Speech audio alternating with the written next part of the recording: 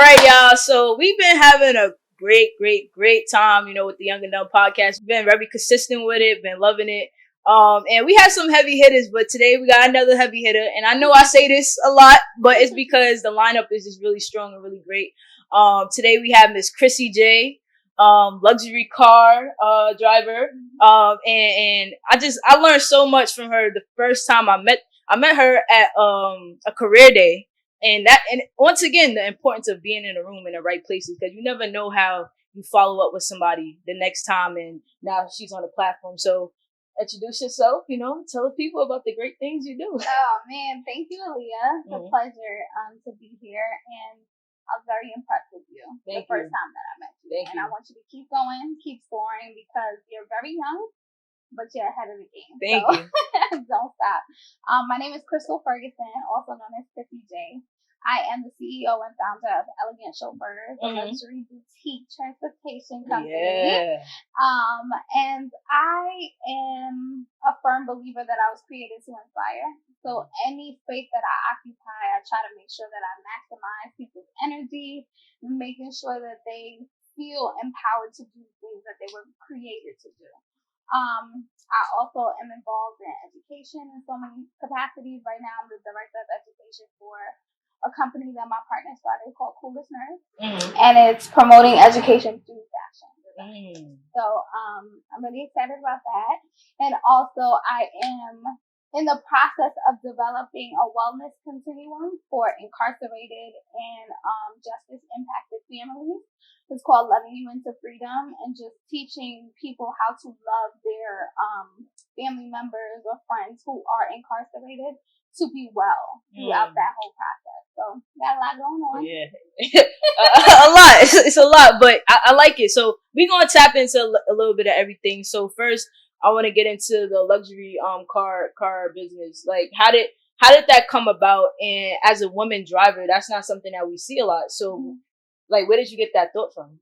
Okay, so Elegant Chauffeurs was birthed out of me starting driving Uber and Lyft. Because my job cut my salary. And so I wanted to supplement my income. My job as a guidance counselor cut my salary. And I wanted to supplement my income. So Uber and Lyft were the only ways I felt like would work with my schedule. But within the first 10 days of me driving, women kept asking, hey, can I get your number? I really like your vibe, and I feel comfortable with a female driver. Yeah. And I realized there's a niche there because nobody's doing it, obviously. So I established a business, and it's been 5.5 years. Wow. And it's been amazing. And I think just as a female driver, sometimes, you get a few comments that are unsolicited. But for the most part, I feel like people feel the need to just be more respectful toward me. Sometimes I watch these videos on YouTube about drivers who are getting assaulted while they're on the road, and that has never happened to me. But I think it also has to do with the energy that I carry within the vehicle, within the ride. I want to make sure everybody's safe and having a good time. So I try to make sure that you arrive in style, but you also feel comfortable in the process. So what were the steps to creating that business? Solidifying my LLC. Okay.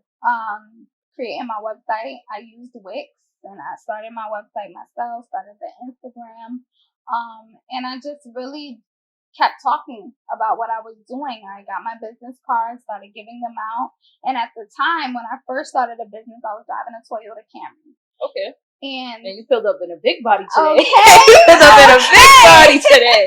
Hold on. Yes. Started from the bottom, now we here. Now we here. 5 months into driving, I kept seeing SUVs, and I'm like, I feel like they have more access. I need to get one of those. So within 5 months, I saved up enough for the deposit, and I got the car. And actually, my soul sister who's here right now, I called her as soon as I pulled off in a big body, like, yo, I don't know what I just did. But you just got a big body.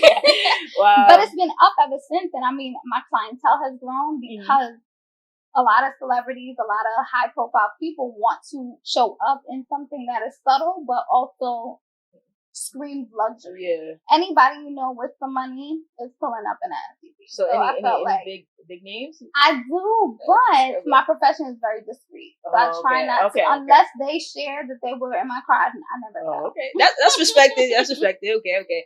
All right. So now, so you got the LLC, you created the website, you bought the car. Was there anything that you had to do, like government wise or state wise, to like become a driver or like own your own driving company? Yes. So to become a driver, you have to shift your driver's license to a chauffeur license. So that was the very first step. And then I also had to get a TLC license, which is for taxi, limousine, and commission. And I never knew what it meant. Wow. Yeah. Wow. You know, it's great. I always see that. TLC. They are the big dogs of the industry. I had to get that. And then also, if you notice, anytime you're in New York City, when you have to spot your plates, they end with a T and a C. Yeah. That is to make sure that you know you're in a licensed vehicle, because you cannot pick up with private plates for those specific rides. So you have to go through that process, the inspection process with the taxi, limousine, commission as well. Your vehicle has to be up to par, year, make, model, making sure there's no recalls on your vehicle. You have to get commercial insurance. There's a lot that goes into it. So what would you say is like your biggest competition in like this space? In the driving space. Like, do you still like do Uber and Lyft and stuff? If I want to meet new people, I will just hop on the app, because it is a quick way to make money.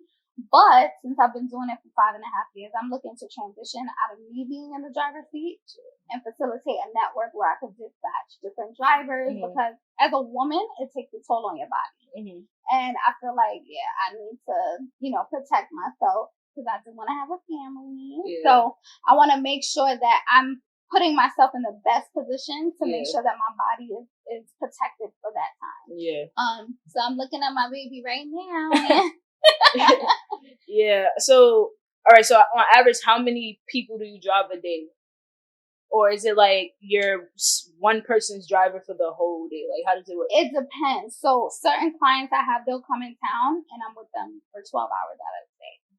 Then I could have somebody that's going to the airport or coming from the airport, and I wait with them maybe 6 or 7 hours, or I just have them drop off once and I don't see them again. So it really depends. Oh, okay. So what is the freedom like though for this? Because entrepreneurship, everybody pushes entrepreneurship, but at the end of the day, entrepreneurship, especially when you're building, is still work, right? So you're 5 years in. Is there like some type of freedom you have with it? You could pick your hours. Like, how does that work?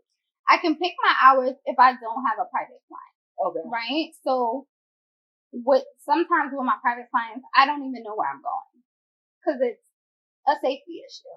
So until they're in the car and we're going to the next stop, that's when I get the next address. So sometimes I don't even know. Yeah, because people are creepy.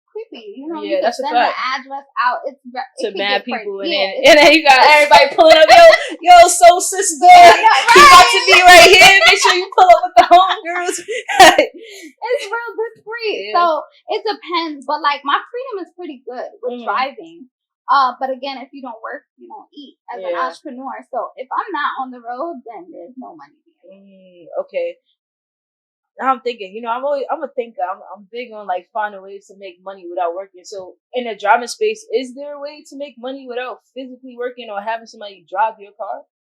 Yes. So what people can do now is rent out their vehicle. So you can have somebody paying, especially because they've halted the license plate.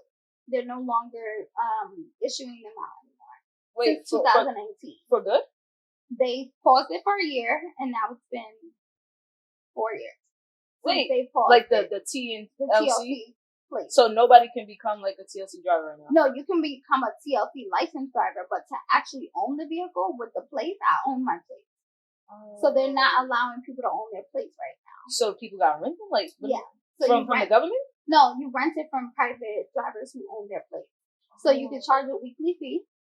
Wow, that's crazy. What do you have like some thought of like why they did that? They said it was because the road was getting saturated with too many drivers and too many cars. So they wanted to pause it to kind of gauge how many people were congesting New York City with the traffic. Oh, so it's just a New York thing? Yeah, New York City. That's similar to the Airbnb thing that they did in Atlanta. Wow. Population control. In some way. And the thing about it is, New York City is the only city, though, that has this plated system. In every other state, you just upload your driver's license, your insurance, and you can get on the road. Yeah, but a whole bunch of randoms. Exactly. So we have a background check. You should feel the safest in New York City in a Uber or Lyft. Which is very weird because New York City, I can say, is like one of the places where it's always lit, it's always live. But you go to these other places, you got random people who drive you through the woods. And you don't know what they come from, what they've been screened for. It's wild. Yeah. Wow, that's interesting. So have you ever thought about bringing your business into other states? Like doing it in other states, or is it only like a New York based thing? I think tri-state is like my niche area. New York, New Jersey, and Connecticut. Okay. I've reached out with different women through Facebook groups and things like that about what we could do in other states, but it's hard. Because, like, I wanted it to be, at first, a woman-only, like, servicing app where it's just female drivers and female riders. But there was another group that tried to do it that way, and they were sued because of discrimination. Men felt like they were being discriminated. So I felt like I had to tread lightly with that one. Yeah. But I have clients who are male and female, and it's not a problem for me. But I think other states, there's just too many legalities that I don't want to get involved. That's interesting. So let's talk about the program you have with a woman who had incarcerated individuals. So what made you start that, and what is that targeting? Like, what's your goal with that? Okay, so my partner Emory, he is a returning citizen. Oh, he put a smile on his face. See a smile lit up.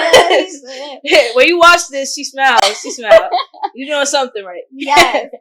So he's a returning citizen. He's been home for 8 months now. And we worked together for 4 years while he was incarcerated. Oh, so you met him in... It's such a long story. Let's break down the story. Let's go. Wait. You met him while he was incarcerated? No, so we were friends prior to him being incarcerated. And I met him when I was 15, maybe. Okay. I'm 32 now. Oh, okay. I didn't want to ask you. I don't look like it. Yeah, you don't. So you can brag.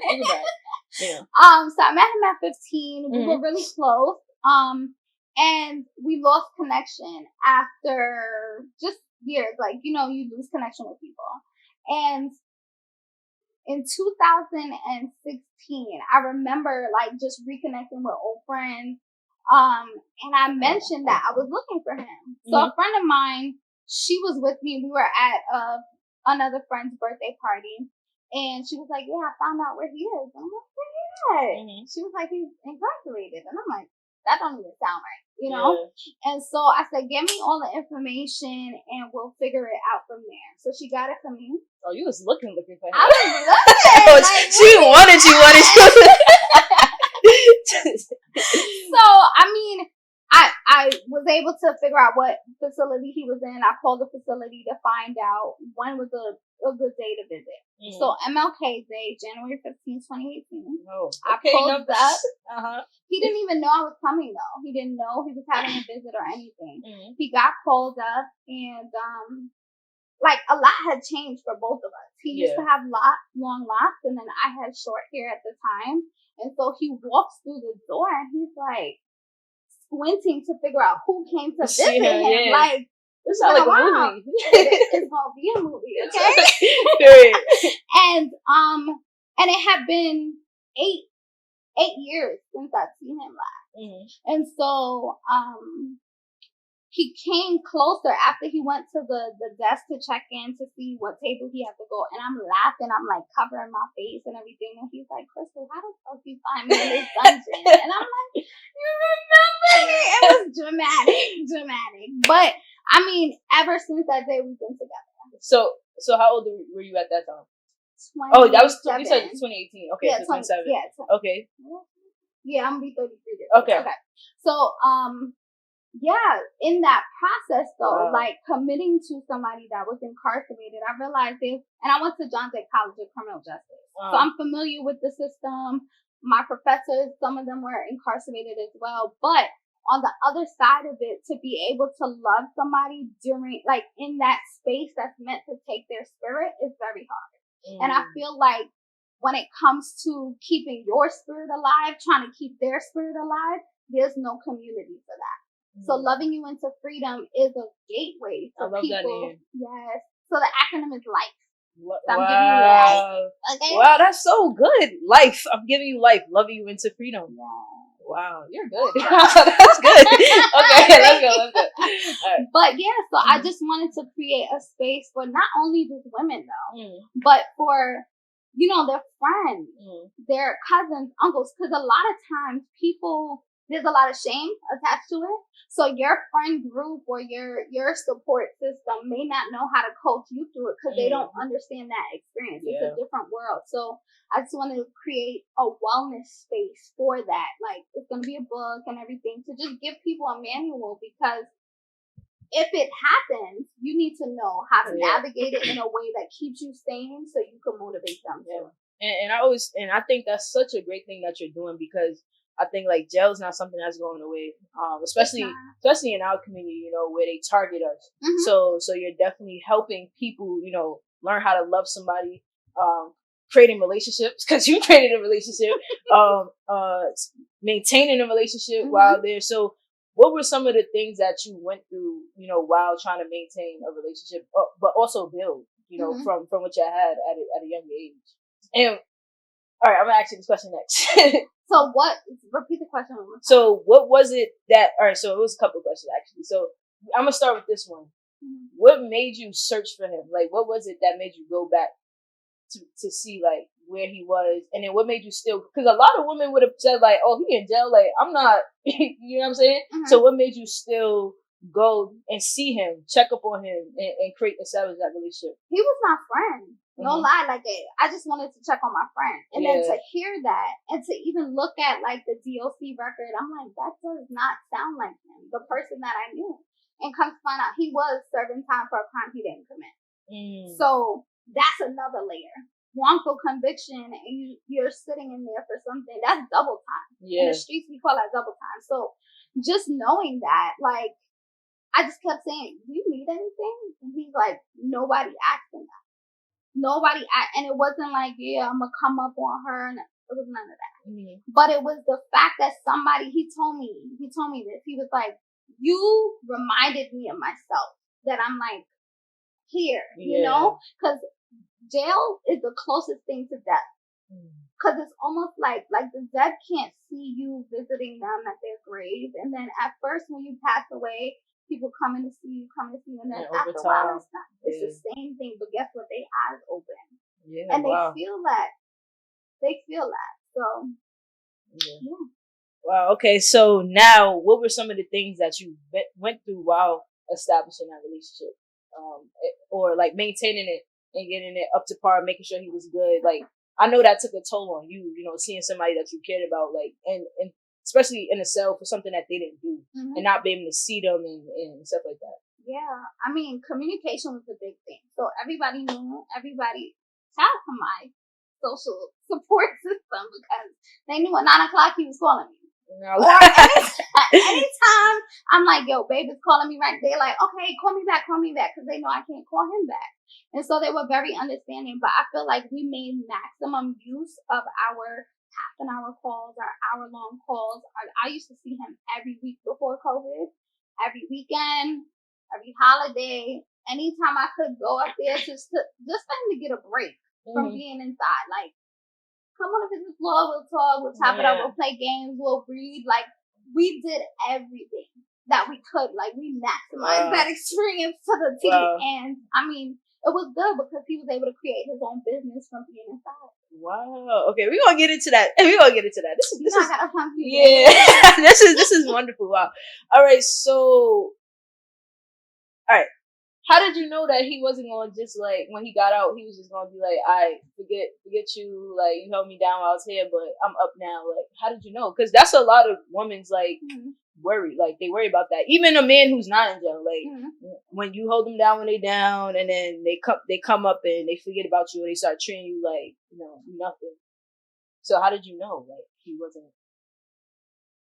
I think I said it to him one time, like, maybe I'm just here for the transition to help you get out. He's like, don't ever let me hear you say that again. Like, he assured me, he made sure to reassure me that he was in it, he was appreciative, but at the end of the day, you don't do things to get stuff back. So, because I loved him and how he loved me into freedom too, let me make that very clear.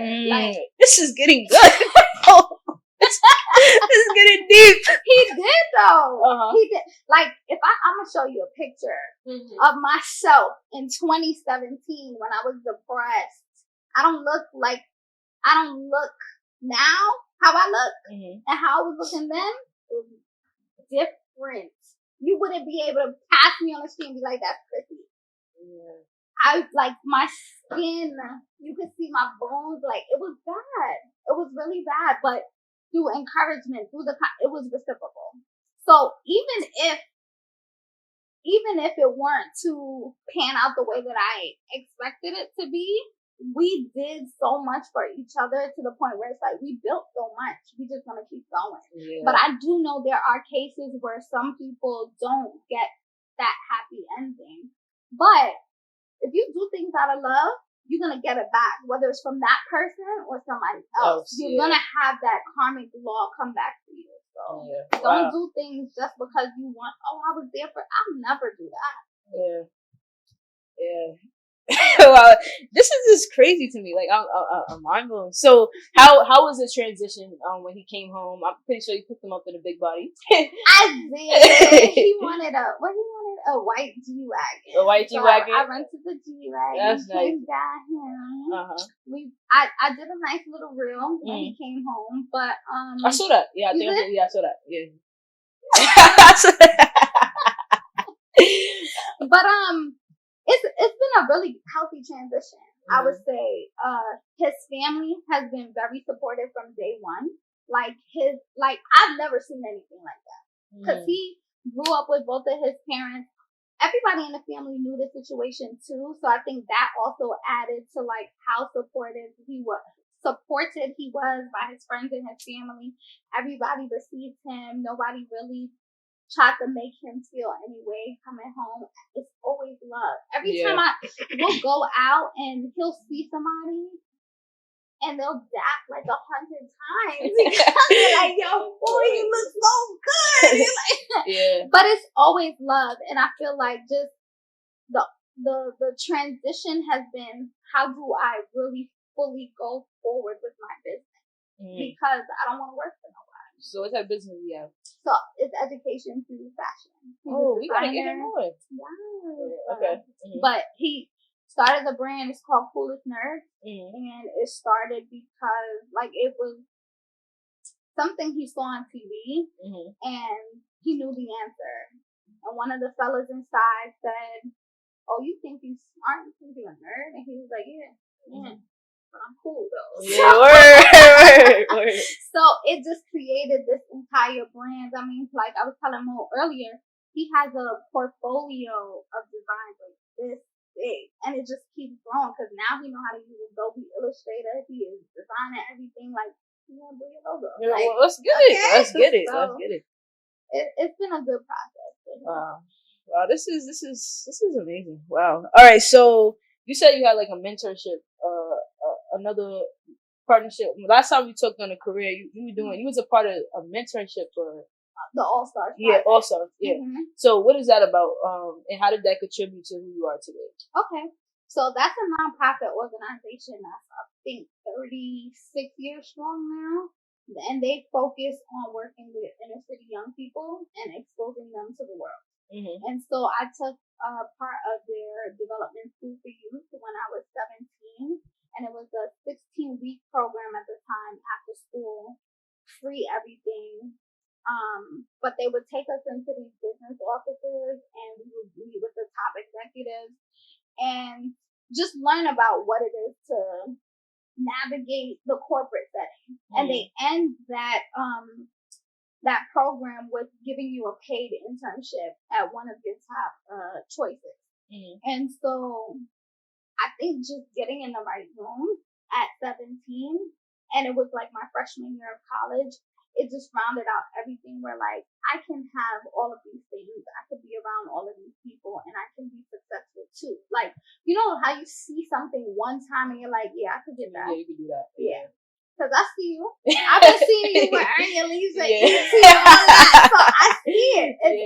Once you visualize yourself in a certain space, it opens up so much. And that program, I feel like, really set the tone for me to be like, all right, everything I think of is attainable. Yeah, that's the crazy part, because I was just thinking when I was with them, like after I left, I was just like, God, like why me? Like I know millions of people who wanted that opportunity.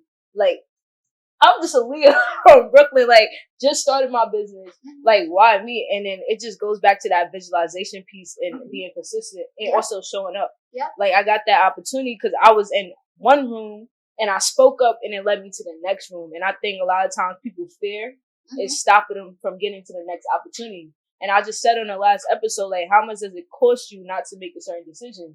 Like, how much does it cost you not to show up, you know? So, like, you never know. And you seem like you're not fearful. You have a lot of faith that you operate with, because you done a lot of things where the other side was unseen. You didn't know. You didn't know. So where did you get that type of faith from? And also you spoke on how you were depressed, right? If you're comfortable with sharing what led you into that depression and how did you get out of it?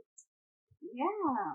Okay. Well, I was introduced to God since I was a baby. My mama made sure of that. I was raised as a 7-day Adventist. And so we observed the Sabbath. She pumped her hands over there. Wait, so what's a 7-day Adventist? Oh, I'm not gonna lie. Like I never really like understood, you know. Okay, so I'm gonna break it down as best as I can. 7-day Adventists it's a Christian denomination that believes in the second coming of Christ, and they observe the Sabbath. The Sabbath is considered Friday sunset to Saturday sunset. And that's when y'all don't use like no devices. You're not supposed to. Okay. Yeah. And I mean, different communities observe it differently. And so if you even look at the Jewish community, they observe the Sabbath differently. Some may say it's a bit more extreme because they don't turn on the lights and like I've lived in a building where they made sure that the elevator stopped on every floor on the Sabbath, so they didn't even have to press the button. Right? But as a 7-day Adventist, it was never that extreme to that degree. But Adventists, we believe that, you know, Jesus Christ is coming again, and the Sabbath is where we congregate as a community to worship, and there's just a whole literally culture around. So are those the people who be on the train telling me that Jesus is coming? Maybe. Oh, okay, I've seen those people, but I never knew like who they were. You know? Maybe. So I was like, all right, so 7-day Adventist, and your mom introduced you to that. Yeah. Okay. All right. So have you ever tried to explore any like other type of religions, or like you grew up in that, so you kind of stayed with it? I grew up in it. I stayed with it for the most part, but I am a firm believer that God will speak to me through anybody. Okay. And it doesn't have to necessarily be a pastor. It could be a conversation that we are having, and I'm searching for meaning in something, and you might say something that'll trigger me, and I'm like, that's God. I'd rather hear the voice of God through whoever he wants to send to me at one time. And I'll share this example with you. When I was depressed in 2017, I was driving Uber, and I had a passenger who was unashamed about his relationship with God. They were in the backseat. They were encouraging each other. And at the end of the ride, I was feeling very low that day. And at the end of the ride, he was like, all right, have a good night. And something told me to ask him, can he pray? And he was like, of course. He came around to the front. His other friends came. They held my hands and they prayed over me. Wow. And it was a very transformative evening because I felt low enough that I was like having suicidal ideation. Oh, wow. And that prayer, I didn't know if they were Adventists. I didn't care. The fact that you came over, you held my hand and you prayed with me, it was a moment. And to find out later he was an actor on Broadway, because you know how them ads come up on your Instagram? Yeah. His face was on there like 2 days later. I was like, nah, that's crazy. I texted him DM on Instagram, and I was just like, yo, thank you so much for that prayer. You were my angel that night. And he was like, yo, we were just talking about you just to figure out like if you were okay and everything. And I was like, I'm fine now. But like in that moment, that's what I needed. Wow. And that year, it was just a transitional period for me. I had removed myself from a former relationship, but I realized so many people were depressed just walking around, which encouraged me to write my first book. Okay, author. Okay, author. And it's called Wounded Liberation, the normalization of the hurting human race. Because I believe through conversation, everybody's hurting. Everybody's wearing a mask. This is pre-COVID. Of like their feelings and not necessarily saying what's wrong. And with doing that, you don't liberate yourself if you don't talk about it. So yeah, that's a fact. So what made you get out of the depression? Was it like the process of writing a book, or was it like, you know, just the prayer? Like what? It was a combination. Literally, I decided I didn't want to be depressed anymore. And with making that decision, it just forced me to find ways to heal myself. Mm-hmm. And whether it's through conversation, through watching a sermon, through talking to somebody, through listening to music, writing, driving, looking out the window, listening to a sound, that whatever I needed to do, I was like, I don't want to be depressed anymore. And if I show you these pictures, you're gonna be like, what? Yeah, I'm telling you, my skin. Wow, that's crazy. You know, because I know a lot of people like they're really depressed, and you wouldn't have known, or they were depressed, and then they tell you they're like, last year I was really, really depressed, or during this time I was really, and it's just like, what? Yeah. Right. And like you said, it's a lot of people who we talk to daily, we walk past daily, and they going through some deep stuff, and some deep mental situations, and they have nobody to unleash those things to. So some tips from your book. What's some tips you could give to, you know, the person that's feeling that right now in depression? Don't be afraid to start over. You will be starting from experience. Your wounds were made to help you grow. Like, if you sit in your pain, and I like to say this in the book, like, your testimony is not just for you. You going through an experience is to help somebody else. Just like you started the financial revolution, right? 2N. Yeah, 2N. Yeah, 2N. I like that. 2N. Yeah. Depression, right? You were in a relationship, so how important is your significant other? Like, how impactful is that person in your life? Like, would you say, because you went from one significant other, like, what was the issue where y'all like why were you so like depressed in that state, and how can you help the next woman, you know, get out of that situation? Because, you know, you got friends all the time tell you like, it's time to leave, sis, get out. You know, they see it, but then you stuck. You know what I'm saying? Like, it's hard. But that goes to me saying it's okay to start over, because most times people stay in relationships because they are looking at how much work they've done, how much time they've invested. But if it is not serving you, it is like, you don't even need to entertain it anymore. And the thing about it is that previous relationship, he ended it because I was not strong enough to do that.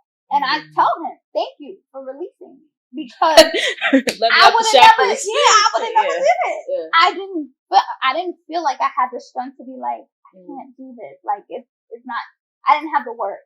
Now I do. But it takes knowing your worth, not settling, and not disrespecting yourself to allow somebody to disrespect you. Yeah. You know? And I feel like just people in general, because men go through this too, and I realized that while I was writing my book, like, you have to set boundaries and stick to it, especially if it is not conducive to your peace. Because your internal peace, like, that's where the glow comes from. Yeah. Being peace, having peace internal. That is like the number one game changer. Yeah. You know, that's crazy. You know, I'll be a little vulnerable with y'all real quick. I think like my freshman year of college, I was 16 and I turned 17. I was really going through a lot, like mentally, right? And what I was just going, like, I didn't tell nobody because I gained so much weight. Like that freshman 15 wasn't 15. It was like a freshman 30. Wow. Like, it was the biggest that I ever seen myself. Like, people were seeing me like, oh, wow, you got chunky, touching my face. And my dad, like, you know, wow, this is the biggest I ever seen you. Like, I was so big to the point where, like, I didn't feel comfortable looking myself in the mirror, right? And it took such a big toll on me to where, like, I was working out every single day, like, almost like crazy, but then I still wasn't seeing results. So I'm getting mad with myself, and I just felt like I was just big and huge. And it wasn't until, like, I don't know, I think really like the pandemic where I had a structure, and I said, like, I wanted different for myself. So I started eating differently, and then I was more routine based with what I did.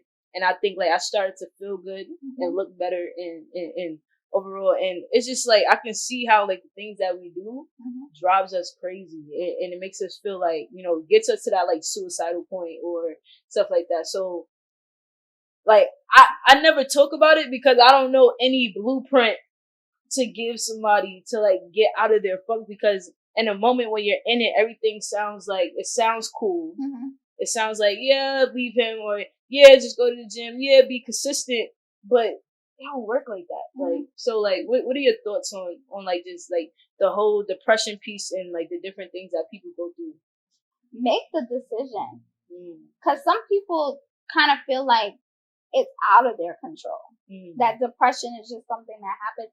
It's something that we have to take accountability for, that we allow it to, like, take that much space in our lives to the point where you feel like you're swallowed up in it. I was going to work, and my students, now that they see me, they're like in my DMs like, yo, you look mad nice, Ferg. And they remember the days I used to come to school ashy because I didn't feel like I needed to lotion because I was so depressed. There's a switch that goes off where, like, you know that you're better than that. You know that there's more for you. And until you get to that place where you don't have to have it all laid out, just the decision alone, I don't want to be depressed no more. It's not going to happen instantly, but just making that declaration, you know how people are talking about manifestation and affirmation. You literally have to speak your way into good health. And then follow through with the routine, like you're saying. Like, you're not just going to wish it away. I wish I wasn't depressed. No, you got to put some work into it. I flooded my brain with positivity. That's all I was listening to. So how did you, you know, being depressed on a day-to-day basis impact your business and the way you were doing business? So that's what I was saying, is high functioning depression. I was putting on. I get in my car. Hi, how you doing? Talking regular. It was until I went home to sleep, and I'm like crying. And now it's like I don't have to perform anymore. I don't have to be on. Miss Ferguson doesn't have to be in the school hyping up the student. Oh, we passed the region. Yes! All right. I'm not going to give them my depression, but it showed up at one point where I ended up crying in the school, and they was like, "Bird, all right, you always there for us. We got to be there for you." Yeah. So, but do you think that's a good thing though? Because I don't know. I feel like it is very weird for somebody to project their depression onto me. Because who wants to hang out with somebody who's always depressed? But then it's also not healthy to have the mask either. So, where's the line? Yeah, like what do we do? You gotta face it, and that's where therapy comes in, right? And therapy is not only sitting on a couch speaking to people. That's the type of therapy I want. I want to sit on the couch. I'm sitting on the couch. She's sitting in the chair. And that might work for you. But some people, it could just be going to a relaxing setting and talking with a friend, or talking with some kind of mentor, or just somebody speaking life into you and you actually being willing to receive it. But it's hard not to be like the Debbie Downer. When you're going through something, you can't really be happy for other people, but it's a personal conviction that has to take place where you're like, I don't like the energy that I have. Like, if you're just not there, I can't push you there, but I could show you there. I tell people this. There's beauty on the other side of the depression. Once you see like your growth, you're gonna love it there. Cause I love it here. But it's just like, let's speak to this guy. I know you got your soul sister in the building. How should you treat your friend when you know your friend is depressed or going through something? Like, how do you approach that situation? Because everybody's different. You know, you may want somebody who needs their space. They don't want to talk about it. Or you may want somebody who wants you to check up on them, address it. Like, I could know my friend going through something, but I just ignore it because I don't know what to do. Mm-hmm. Like, how am I supposed to help you? That's like the loving you into freedom, right? That could go for friendships too. Find out what they need. I remember another group of my friends, my college friends. I was homeless at one time too. I was sleeping in my truck when I had the Suburban. And started from the bottom, now we here. Listen, I said we gonna figure this out. But I would go to the gym to take a shower, work out, take a shower, and then go right back to the school to work. It was crazy. But I remember one of my friends, she called me on FaceTime and she saw that I was in the school, like late. It was like 2:00 in the morning. And she was like, "What you doing there?" I was like, "Oh, sleeping." Mm-hmm. And she was like, "Why are you sleeping in the school?" Like, it's crazy. I don't work there no more, so I can say it. But we gotta talk about that. Yeah. And so the next day, 3 of my college friends showed up to my job. Like, what do you need? I didn't like that phone call. Why did we have to hear about this? And so when you're going through it, you don't even know how to say, like, I need help. I'm stressed out. This is overwhelming. You don't have the words sometimes, but they showed up in that moment. Like, what do you need? But in that moment, how I was operating was okay for me. I didn't need anybody to be like, "Here, you sleep on my couch," or whatever, because I knew what I was doing in terms of trying to figure it out. Okay, so you had a plan. I had a plan. Okay. But it sounded crazy to people that love you because they're like, "Why are you sleeping in the school?" But did they allow that? Or you was like sneaking? Like, you was, it wasn't that they allowed it. Like, how did that happen? It was a private school, so the rules were a little different. Okay. But that was still crazy. Like, saying it out loud, it sounds crazy. So, but I'm just trying to think, like, how did you leave a school at all times in the night? Like, it was just like, they didn't question it? They didn't know. Because what I would do was, I would leave because I had the keys to the school. Oh, okay. And then I had the keys to my office. I had a double office, a front, outer office, and then my inner office. And what I would do, I would leave. Then I would come back. And then in the morning, like 5 o'clock, set my alarm, go to the gym, take a shower, and come right up. Wow. I had clothes. Like, I had a whole little suitcase underneath my desk. Switch it up. So I had irons. This is during the depression. Yeah. Mm-hmm. Wow. High functioning. That's deep. So, like, I'm just trying to think, like, what was your mind, like, what got you out of it? Like, cause like, I'm speaking to the person who's going through this right now, because I'm pretty sure there's somebody who's homeless right now, figuring out how they try to make their next move, like, just confused with life. May have a job, but still that high functioning person with depression, still going to parties, still smiling in people's faces, still answering phone calls with people, still listening to people's issues, but they got their own stuff going on. Like, how? Like what do you do? Look in the mirror and be the person to yourself that you are to other people. Mm-hmm. Because sometimes we feel like, all right, if I give and give and give, can't pour out an empty cup. Yeah, you're gonna look sick. I was 97 pounds at my lowest as a grown woman.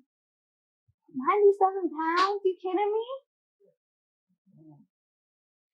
Okay, so she said, "Wow." All right, financially though, how did that process look? Were you like you were still with you technically had like 2 streams of income because you were doing Uber, and then you had the school income, right? So when you got the news that they cutting your check, like, how did that work out? Like, what was the point of that? So that happened first. Okay. Yeah. So I left the school in 2018. I retired from that position. Big retired. And but the salary cut happened 2016. Okay. So I probably got the email Friday. By Sunday morning, I was in Uber's office. Like, how do I sign up? Because I was like, I gotta figure this out immediately. So that's how that works. Wow. So, what was your streams of income going to at that time? Since like were you saving up to get your own living space? Like, what was that? When I got the salary cut, it was literally 2 weeks after I got an apartment in Harlem. 2 weeks after. So what ended up happening was, reason why, because I think it was a 6-month lease that I signed, which ended up being why I was homeless. Because to supplement my income, I had to drive. So I was paying for something I was never in. Right? Like, I would go to school from 7 to maybe 6 o'clock sometimes. Then from 6 to like midnight, I'm driving. And then I come in, sleep for a couple hours, and then I'm back out on the road. When the lease was up, I was like, I'm not re-signing because I'm not here. Yeah. You know? So I'm like, let me figure this out till the school year is done. And then I ended up moving back with my mom. Mm. So I was mom lives in Brooklyn, at the other end of Brooklyn, and the school was at the other end of Manhattan, borderline Bronx. Wow, it's far. Very far. So like, just trying to make that work, because I was offered like places to stay, but it would be in Brooklyn. And for me to get from one end of the city to the next in the morning, the way that I was working, it just wasn't. So you was homeless by choice. You was like, yeah, okay. So you sleep in the car, I'm going shower, like, you know. But people were like offering, like I said, like, yo, you can stay, but it wasn't convenient. Like, it was out of the way. Yeah, that makes sense. So, you retired, so you're not old problems, old issues, right? It's okay, all right. So now the transition now. So when you look at your life now, and you're like, and you look at your past, what's the thoughts? Like, how do you like respect the journey? Respect the journey, because I'm telling you, I love it here. Like, and I know it's only gonna go up. It's only up from here. If it's up, it's stuck. I mean, like, God is amazing, and He's shown it through my life. Like, even the transition from Enroy coming home, like where we live now, like even for him to come from the dungeon to where we live, it's beautiful. But the freedom and being able to work for myself put us in that position to have that be a thing. Yeah. You didn't have to come out and be in no halfway house or nothing. No, you live on the water. Wow. Like, you know, I got an extra room. We turn it into the office. I love that. So y'all live in Brooklyn, or wow, that's respectable. You know, a lot of times people, you know, get in these situations and they stay stuck in those situations, never get out of it, and just they think they're in a hole. So instead of trying to get out the hole, they just keep getting stuck, going deeper and deeper in the hole. So I definitely respect what you. I'm gonna call him hubby soon, you know. I know. When a proposal happened, I'll be like, I claim that. I claim that, right? Make sure I get a ticket for the wedding. But I definitely respect that. So now as we close, what would you tell your younger self? Like, with the information and the knowledge and the hustle you have, like, what would you tell your younger self? I would tell younger Christy, you got it. You've been had it. You forgot who you were. Don't forget. Don't be around anybody that lets you forget who you were. Yeah. What you mean by, like, don't be around anybody? Like, you ever seen that? It's a Kanye clip. Mm-hmm. He said, if you hang around people who act like you aren't who you are, then you forget who you are. That's, and I've really been that girl. Been that. I like that. I like that. Like, I had it going for me, and then I forgot. So don't forget. Period. Yeah, I heard that. We gotta clip that one. Just like that. Right? Alright, so now, what would you say was the dumbest or the not the worst, but a financial mistake that you made? You was like, yo, Chrissy, why would you do that? It was last year. I bought a Honda Accord. Mm-hmm. It was for another like car to have on the road, but I took the cheaper route. Like, there were 2 cars on the table. One was $15,000 and the other one was $2,500. I was like, I'm gonna go with the $2,500 one. So, because they were like, yeah, it just has minor fix-ups, and it was going to be about $3,000 in fixing. So I chose that route. Learning after the fact that it was a salvage vehicle. What does that mean? It was an accident where the airbags deployed. Oh. So once that happens, and that's on the title, yeah. it's not really worth much. So I got it fixed up and everything, and then I was like, let me drive it first to make sure before I rent it out that it's all good. That thing caught on fire with me on the road. Okay? What you mean caught on fire? I got pictures of that too. What? Caught on fire. I hopped out of it. Like, and you was on the street? Yeah, I was turning into like a parking area by Target, like Shore Parkway or something. But I was turning in, and I just saw the smoke coming from the hood, and I'm like, I have to get out, because literally like 2 weeks before, I happened to be on the highway with a family that saw smoke coming out of their car. They jumped out of their car, and I happened to have space in my car to bring them to the airport. Their car blew up on that highway. And so I was thinking about that. Once I saw the smoke, I was like, I gotta go. Got out. It was fuming. Some police, they came to help or whatever. But being cheap cost me big time. Because when it was time to sell a car, like it never fully functioned after that. I ended up selling it for $500. That was a big L. That was an L. But it was a big lesson too. It was a big lesson absolutely. too. So yeah, and you know, like you said, like how much the decisions cost you. You know, sometimes what you think you're getting cheaper now, it costs you way more in the future. So that's a big lesson right there. All right, so now, what's your favorite money lyric? Like your rap lyric about money, right? We revolutionizing financial literacy over here, revolutionizing entrepreneurship. We making it lit, making it cool. You know, like my energy lit, energy cool. So like we gotta get the rap lyrics going. What's the bars? What we hearing? Who the artists? What are you jamming in the big body? That's what we big body. I love Nipsey. Okay. Victory Lap will always be on repeat. Victory Lap. Almost forgot where I was going. Yeah, like that.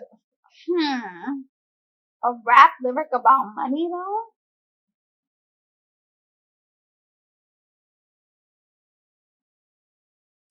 Come on, if you listen to Victory Lap, he got a lot of bars right there. I know. I mean, Racks in the Middle, but like Racks in the Middle, nice too. It's a good one. Yeah, but that's not the one I need. I was right around in the city with the racks in the middle. That's my favorite thing. Roddy Ricch on that. Yeah, Roddy Ricch, he ate that up. I don't know. I like my theme song is "Grinding on My Life." Yeah, on my life, been grinding on my life. Hey, sacrifice. Hey, I done made it right. But that's my song. But as a woman who is trying to transition fully into her femininity, I don't want to be grinding anymore. That's not what we were created to do. Okay, we gonna talk about this real quick. All right, so I hear about this femininity or feminine journey a lot. What is the feminine journey? What's the transition? Like, what is it? Like, I think, and I can only speak for me, growing up in Brooklyn, there's just a hustle energy that it's okay to hustle, but that's like, we're creative. So to be able to sit down, like, I can design, I can do a lot of things, but because I'm behind the wheel, I can't do that. So I have 7,000 plus notes in my phone that I can't go back to because by the time I get home, I'm tired. So I want to sit down and be able to let my brain do the thinking so that way I can make money off of my creativity versus me trying to beat the streets all day. That's not me operating in my feminine, right? And I feel like growing up with a Jamaican mama who made things happen, she ain't operating hers because she was beaten. That's not what we were designed to do. I don't believe so. It's not about wearing pink dresses and just being cute. No, it's knowing that you have a gift by just being able to sit and listen and actually listen to your thoughts and your downloads that are coming from the Most High. Like, you can do it. So feminine energy is, you know, your man driving and you in a passenger seat making a video. That's operating feminine. No, he's not driving either. We got a chauffeur. Oh, hold on, big time. Big time. And we sitting down brainstorming about, okay, you got this money move. Let's see how we can all make it work together, right? I like that. I like that. All right, I meant to ask you this. How many days you drive? Like 7 days a week? No. I cut that out. I used to though. Oh, my fault. Yo, jeez. I cut that out. But like 5 days. But by the time August rolls around, I'm probably gonna be down to 2 days. 2 days? Yeah. Wow. So not to be in business, but like, how much money can you make a day driving as a chauffeur? It depends on the client. You could make $1,000. You could make $300. You can make. It really depends because certain people pay per hour. They'll pay to have you for the day, or they'll pay to have you for 3 days out the week, and that's $5 right there. Like it just depends on what they want. So do you charge a person different depending on how much money they make? I don't. Okay. I say like I break down what my standard pricing is, but then you get love if like you're a returning client,